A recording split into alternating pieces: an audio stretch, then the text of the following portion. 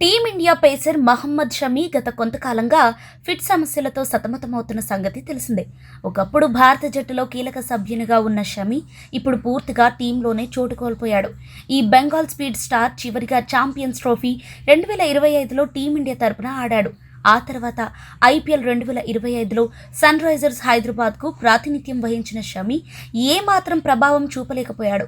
భారీగా పరుగులు సమర్పించుకుంటూ వికెట్లు తీసేందుకు తీవ్రంగా శ్రమించాడు. దీంతో కొన్ని మ్యాచ్లకు ఈ రైట్ ఆర్మ్ స్పీడ్ స్టార్ను ఎస్ఆర్హెచ్ బెంచ్కి పరిమితం చేసింది. ఆ తర్వాత ఇంగ్లాండ్ టూర్కు షమీని ఎంపిక చేస్తారని అంతా భావించారు. కానీ అజిత్ అగార్కర్ నేతృత్వంలోని సెలక్షన్ కమిటీ షమీని పరిగణనలోకి తీసుకోలేదు. అతడి స్థానంలో ప్రసిద్ధ్ కృష్ణ, హర్షదీప్ సింగ్ యువ పేసర్లను సెలెక్టర్లు ఎంపిక చేశారు. ఇంగ్లాండ్ టూర్ తర్వాత ఆసియా కప్ 2025 కోసం ఎంపిక చేసిన భారత జట్టులో కూడా షమీకి చోటు దక్కలేదు. దీంతో అతడు త్వరలోనే అంతర్జాతీయ క్రికెట్కు వీడ్కోలు పలకనున్నట్లు వార్తలు వస్తున్నాయి. తాజాగా ఈ వార్తలపై షమీ స్పందించాడు. తనకు ఇప్పటిలో రిటైర్మెంట్ ప్రకటించే ఆలోచన లేదని షమీ చెప్పుకొచ్చాడు. నేను క్రికెట్లో కొనసాగటం ఎవరికైనా సమస్యగా ఉందా? నేను రిటైర్మెంట్ తీసుకుంటే వారి జీవితాలు బాగుపడతాయంటే నాతో చెప్పండి, అప్పుడు ఆలోచిద్దాం.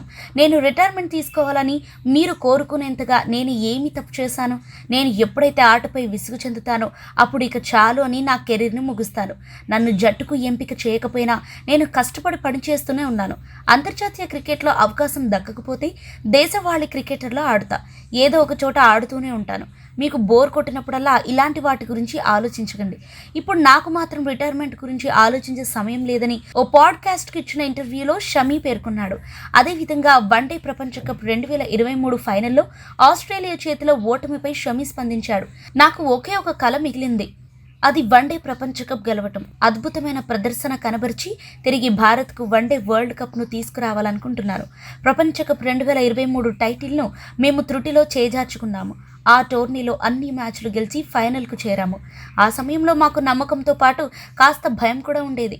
వరుసగా గెలిచాము. నాకౌట్లో ఏమవుతుందో అని కాస్త ఆందోళన చెందాం.